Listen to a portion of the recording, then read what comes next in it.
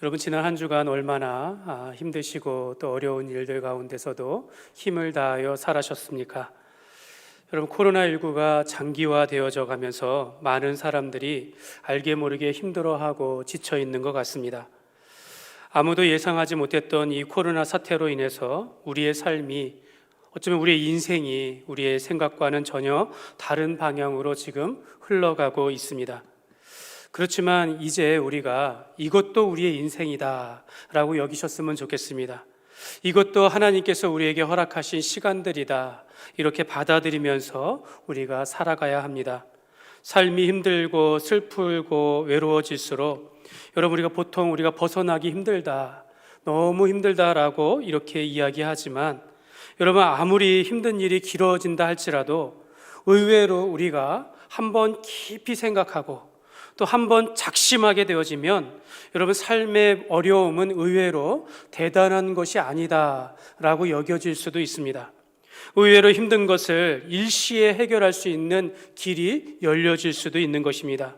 사랑하는 여러분, 하나님을 붙잡으시면 우리가 반드시 이겨내게 될 줄 믿습니다. 여러분, 하나님께서 오늘 우리와 함께 하시고 하나님이 세상 무엇보다도 크신 분이신데 하나님을 의지하고 나서 되지 않을 일들이 어디에 있겠습니까? 오늘 우리가 예배와 말씀 속에서 살아계신 하나님을 만나게 되어진다면 우리의 무거웠던 그 삶의 무게가 단번에 가벼워지는 역사가 있을 줄 믿습니다. 여러분, 이번 그 동계올림픽이 오늘 폐막인 걸로 알고 있는데요. 여러분, 동계올림픽 많이 시청하셨습니까? 여러분, 이 어려운 시국 가운데서 우리나라 선수들이 예선을 거치고 결승에서 메달을 따는 모습을 보면서 우리가 참 기쁘고 자랑스러운 그런 것을 보면서 우리가 좀 위로를 받는 그런 시간들이 되지 않았나, 이런 생각을 하게 되어집니다. 여러분, 우리가 운동을 하고 스포츠를 하는 이 모습들, 여러분, 스포츠는 정정당당하게만 한다면 여러분, 우리가 그 안에는 감동도 있고 또 기쁨과 즐거움을 줄 수 있는 그런 긍정적인 효과를 우리가 받을 수 있습니다.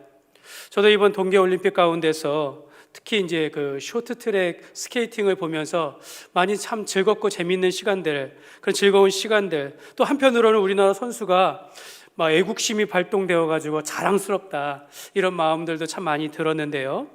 좀 우리나라 선수가 이게 괜히 지거나 또는 안타깝게 상대방이 손으로 밀치거나 반칙을 하는 것을 보면 괜히 팔이 안으로 굽듯이 화가 나기도 합니다.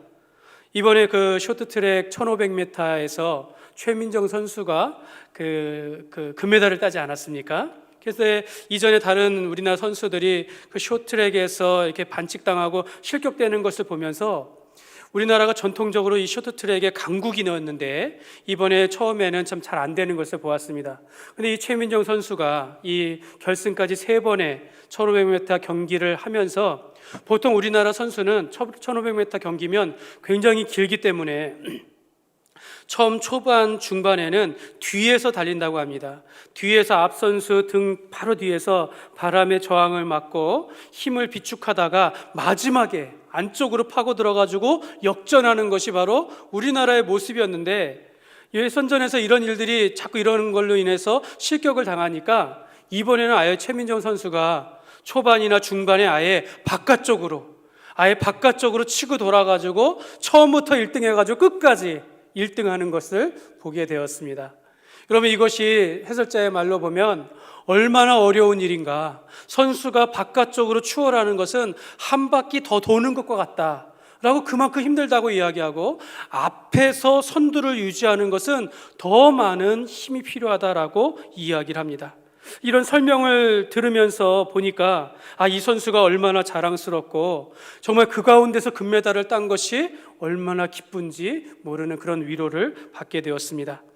여러분, 우리가 한 나라의 국민으로서 그 선수를 통해서 우리가 그 레이스를 보면서 기쁨을 얻고 자랑스러운 마음이 가득하게 되어집니다. 여러분, 이런 일들을 받으면 잠시나마 이 어려운 순간들을 잊어버린다라는 것입니다. 여러분, 세상이 아무리 힘들고 어렵다 하더라도 우리에게 위로를 주는 사람들이 있습니다. 우리에게 기쁨이 되어지고 한편으로 우리에게 자랑이 되어지는 사람들이 있다라는 것입니다. 여러분, 오늘 이 시대가 어둡고 절망적인 상황 가운데 있다 할지라도 여러분, 교회 가운데 빛이 되어지고 소망을 주는 교회가 있다라는 것입니다. 하나님께서 이 어려운 때에 빛으로 살아가고 소금으로 살아가는 교회의 모습을 보면서 하나님에게 그것이 기쁨이요, 하나님의 그것이 자랑이 된다라는 것을 우리가 기억해야겠습니다. 그래서 우리 교회가, 우리 온 성도들이 하나님의 사랑을 받아서, 저는 이 율곡동을 넘어 김천 전 지역에 우리 교회가 아름다운 소문을 내물 통해서 사람들이 힘을 얻고 하나님 앞에 예수만이 우리의 소망이요 생명이 된다라는 그런 은혜가 끼치는 그런 교회가 되기를 소망합니다. 사도 바울은 이미 믿음의 소문이 가득하고 본을 보이고 있는 데살로니가의 교회, 데살로니가 신생교회에 대하여 얼마나 자랑스럽게 생각하는지 모릅니다. 오늘 19절과 20절을 보시겠습니다. 우리 같이 한번 읽겠습니다. 우리의 소망이나 기쁨이나 자랑의 면류관이 무엇이냐? 그가 강림하실 때 우리 주 예수 앞에 너희가 아니냐? 너희는 우리의 영광이요 기쁨이니라.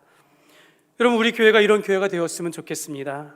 사도 바울이 데살로니가 교회를 얼마나 자랑스럽게 생각하는지, 너희가 우리의 사랑이란, 너희가 우리의 영광이요, 너희가 우리의 자랑이다라고 이렇게 이야기합니다. 여러분, 사도 바울이 자랑하는 것이 곧 하나님께서 자랑하는 것입니다. 사도 바울이 자랑하는 것이 곧 하나님의 자랑이 되는 것입니다. 사실은 바울과 그 전도팀이 2차 전도 여행 때에 선회하여 이 마게도니아 지방을 전도할 때에 이곳 데살로니가 지역에서 단 3주간 복음을 전한 것이 전부였습니다. 왜냐하면 자기를 핍박하는 사람들로 인해서, 고난으로 인하여서 떠날 수밖에 없었어요. 그러니까 마음이 더 신경 쓰였더라는 것입니다. 그래서 디모데를 통하여서 가서 소식을 들어보니까 디모데가 전해준 소식이 바울과 같이 그 교회가 고난 가운데 있지만 그러나 그들이 그것을 참고 건강하게 성장하고 있습니다 하면서 좋은 소식을 들은 거예요. 그러면서 이미 주변에 데살로니가 교회에 있는 성도들이 어떻게 살아가는지 처처의 믿음의 소문들이 나고 있다는 것을 들으면서 얼마나 기쁨이 넘쳤는지 모른다라는 것입니다. 사실 사도 바울은 이 데살로니가 교회를 향해서 여러 번 칭찬했어요. 1장 6절에 보면 또 너희는 많은 환난 가운데서 성령의 기쁨으로 말씀을 받아 우리와 주를 본받은 자가 되었으니, 본받은 자가 되었으니, 말씀과 성령 안에서 정말 기쁨으로 그렇게 자라고 있다는 것입니다. 1장 7절에 보면 그러므로 너희가 마게도니아와 아가야에 있는 모든 믿는 자의 본이 되었느니라.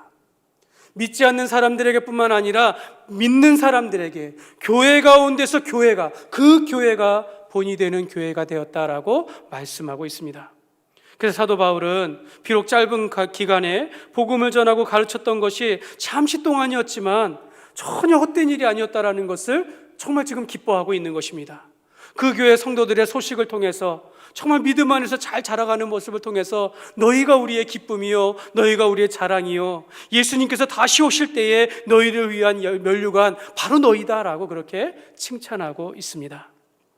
사실 여러분, 사도 바울 자신은 예수님을 믿기 전에는 교회를 핍박하는 자였습니다. 이렇게 교회를 자랑하는 자가 아니었습니다. 예수님을 만나고 완전히 바뀌어서 그의 관심은 오직 교회였어요.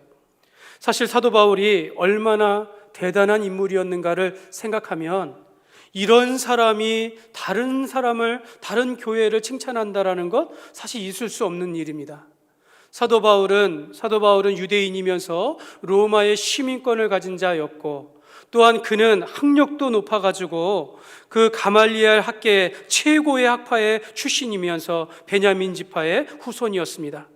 사도 바울은 12명의 예수님의 제자와 비교했을 때 훨씬 나은 위치에 있는 그런 사람이 바로 바울 사도였습니다. 근데 바울의 관심은 오직 교회였다라는 것입니다.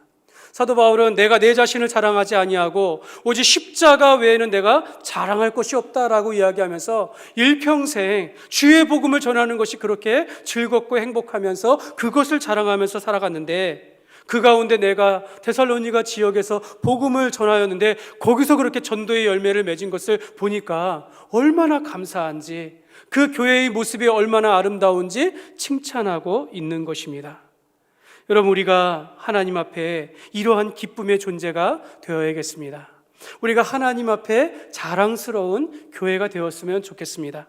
여러분, 오늘 우리가 이 시간을 통해서 우리가 하나님 앞에 칭찬을 받고 정말 자랑스러운 일들로 우리가 성도들의 이야기를 들을 때마다 그 사람을 통하여서 하나님의 영광을 받고 그 사람을 통하여서 교회가 칭찬을 받고 주변에 복이 되어지는 그런 복된 교회가 되시기를 주님의 이름으로 축복합니다.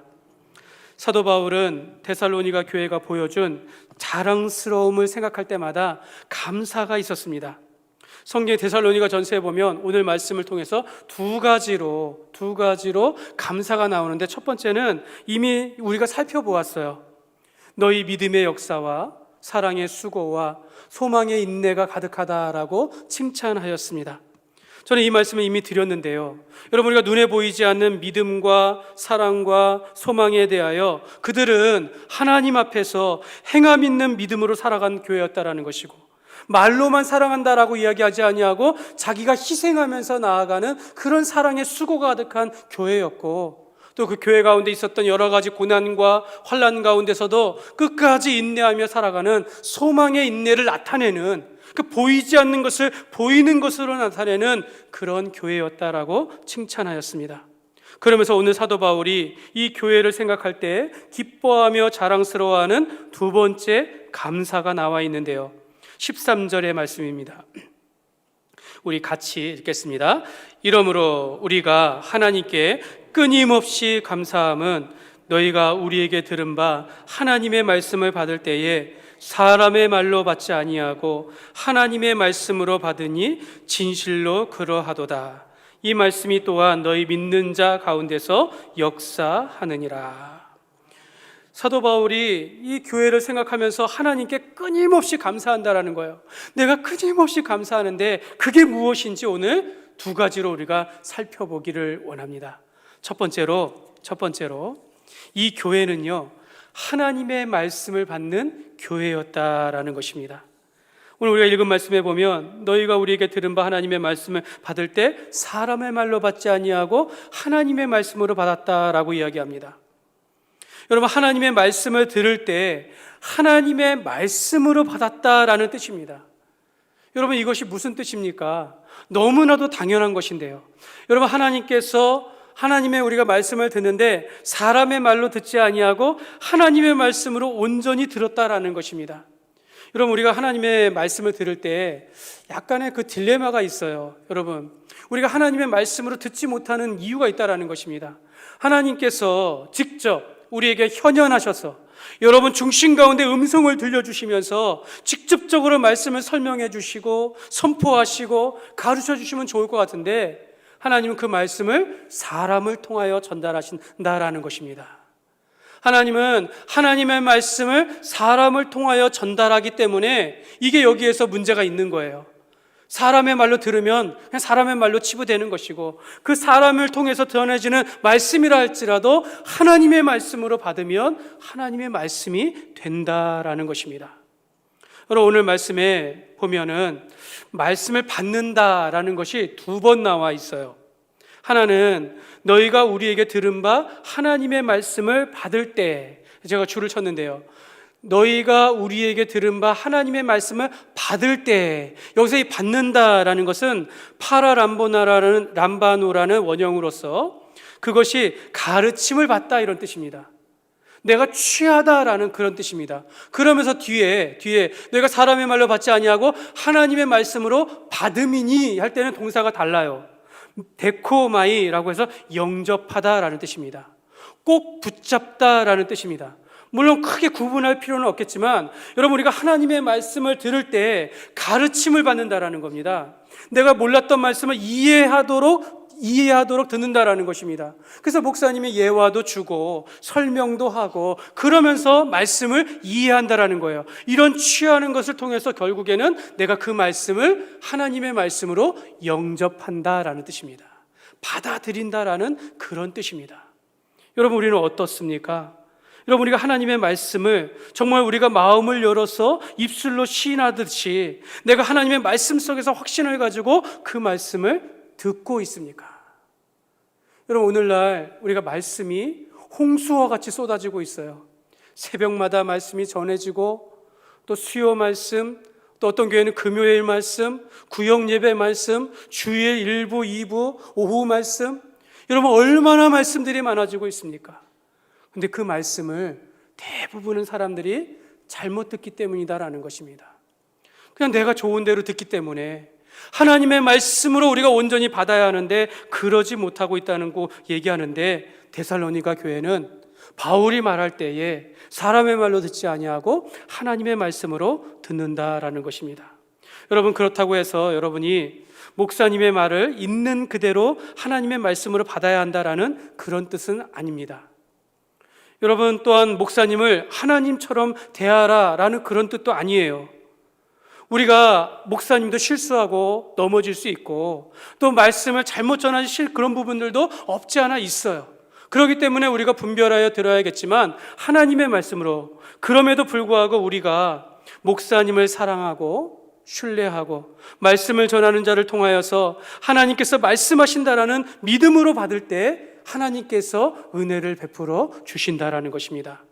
비록 목사님이 허물과 실수가 있어도 주의 종은 하나님께서 다스리신다라는 마음으로 부족한 종이라 할지라도 그 말씀을 하나님의 말씀으로 받는 자에게는 반드시 하나님께서 역사하신다라는 것을 여러분 믿으시기 바랍니다. 여러분, 하나님의 말씀에 무슨 문제가 있겠습니까? 여러분, 우리는 이 신구약 성경을 하나님의 말씀으로 받습니다.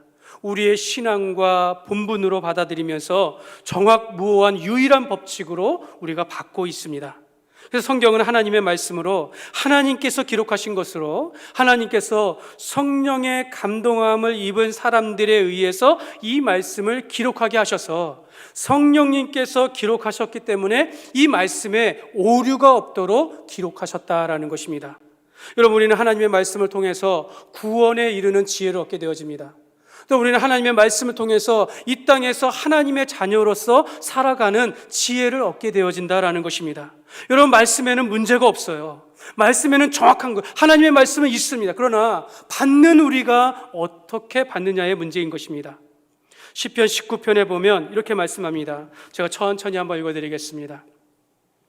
여호와의 율법은 완전하여 영혼을 소성시키며 여호와의 증거는 확실하여 우둔한 자를 지혜롭게 하며 여호와의 교훈은 정직하여 마음을 기쁘게 하고 여호와의 계명은 순결하여 눈을 밝게 하시도다.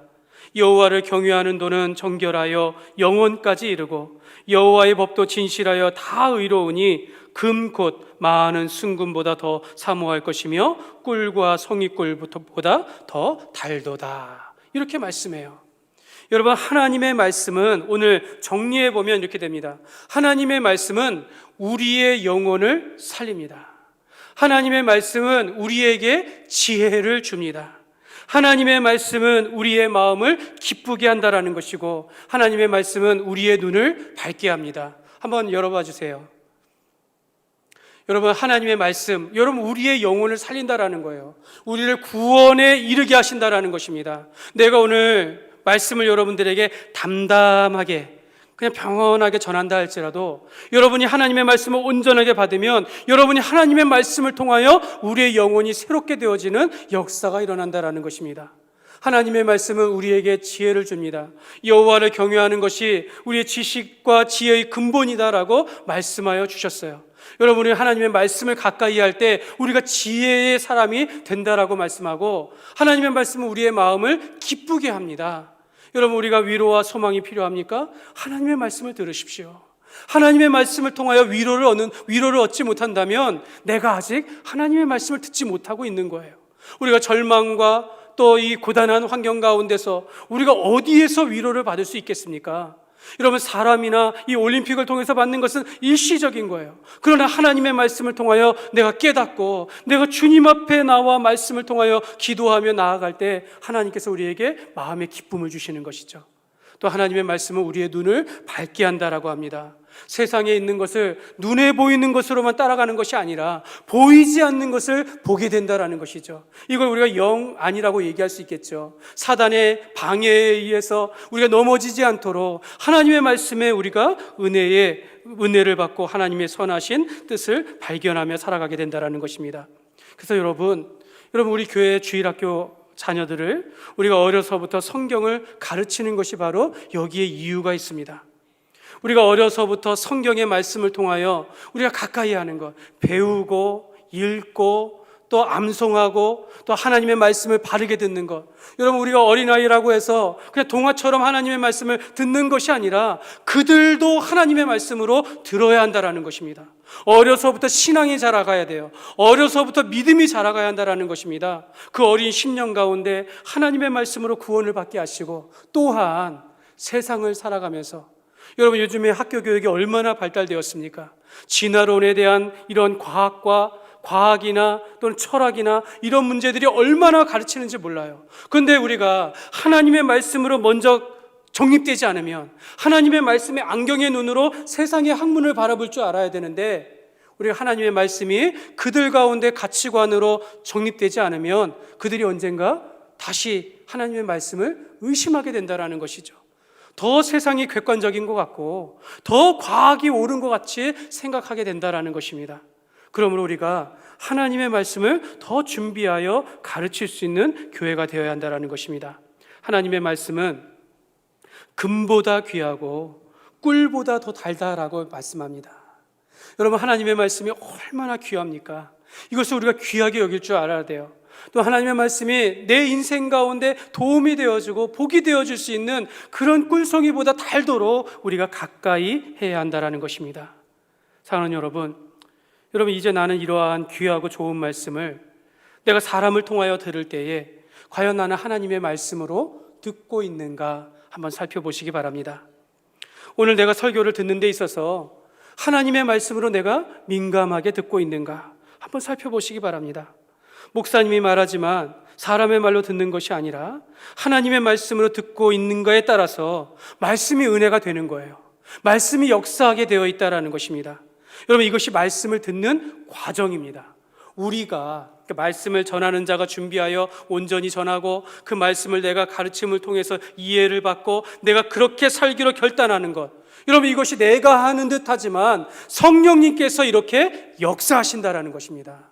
성령님께서 우리 마음 가운데 그렇게 역사하시기 때문에 우리가 하나님의 말씀이 들려지는 줄 믿습니다.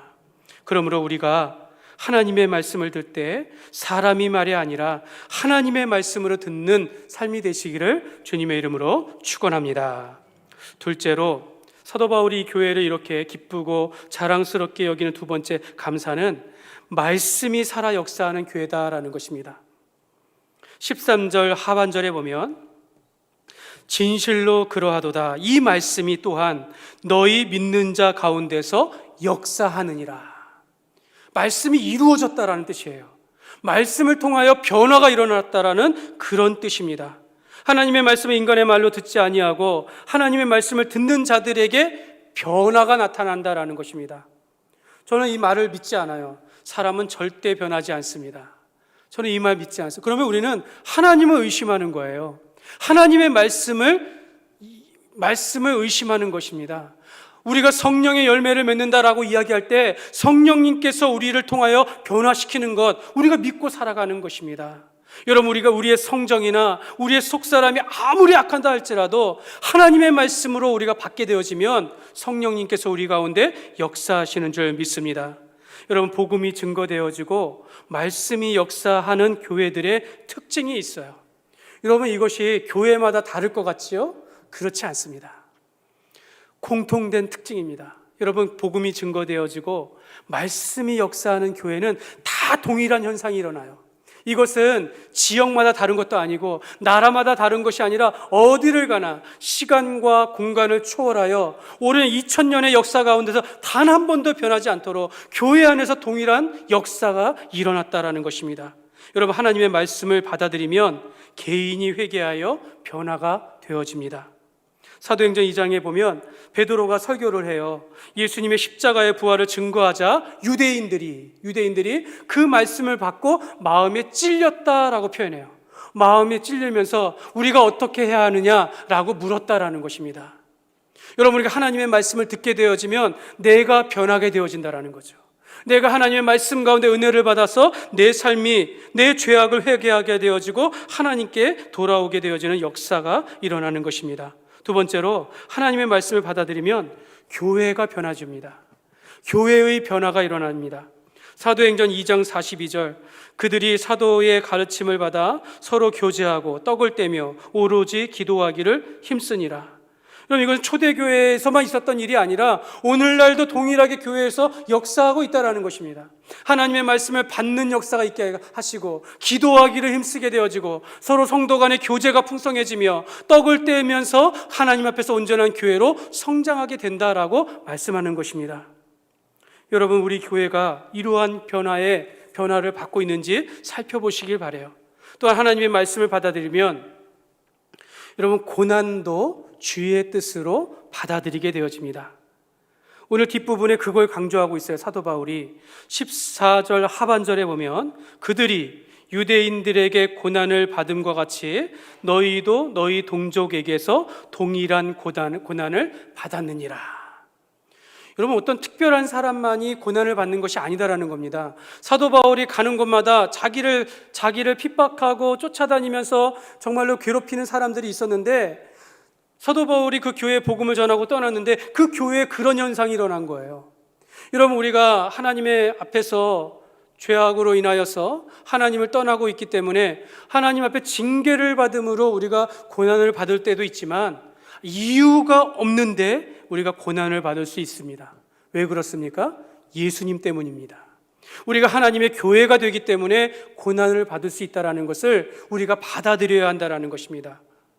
여러분, 우리가 이러한 일들은 정말 십자가의 복음을 받아서 변화를 받는 교회라 할지라도 여러분, 우리가 삶 가운데서 모든 것이 평안하고 형통한다라고 생각하지만 반드시 교회라면, 하나님의 말씀을 받아 역사하는 삶이라면 고난을 받게 되어 있습니다.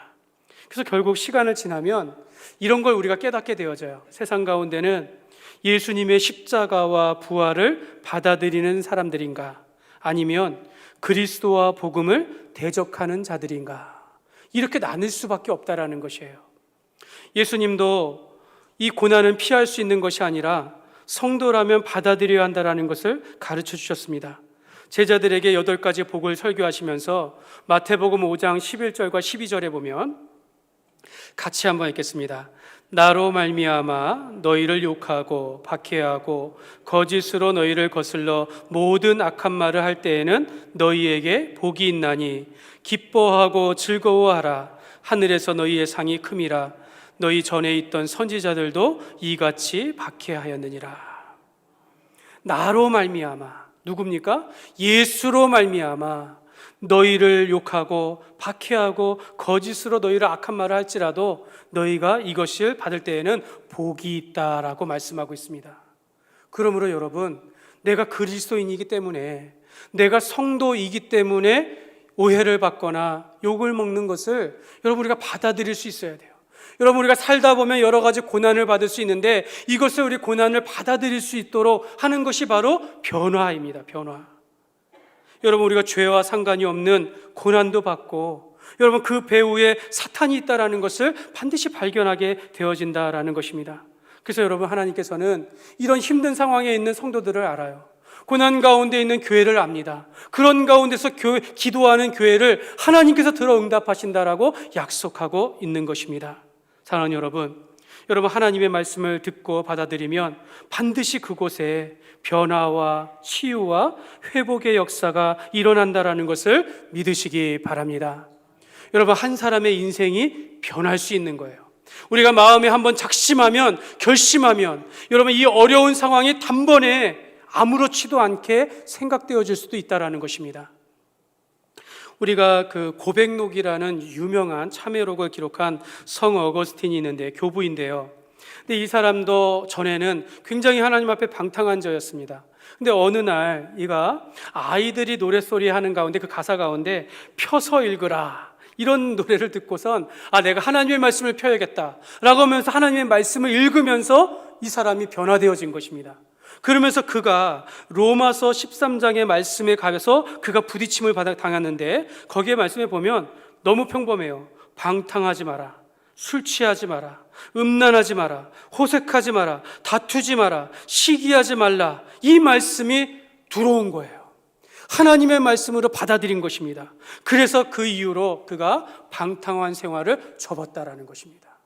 단번에 그 인생이 변하여 오늘날 우리에게 위대한 신앙의 교부가 되었습니다. 여러분, 종교개혁자 마틴 루터가 그가 종교개혁을 할 수 있었다는 것은 오직 의인은 믿음으로 말미암아 살리라. 오늘 우리가 수없이 듣는 이 말씀에 자기가 부딪힘을 받아서 그래 내가 믿음으로 살리라 하면서 눈에 보이는 것을 쫓는 것이 아니라 하나님의 영광을 바라보며 살게 되어졌다라고 말씀하고 있습니다. 여러분, 우리가 성경을 통하여 우리의 죄를 깨닫게 하지 않으면 우리의 죄가 오히려 성경을 닫게 한다라는 것입니다.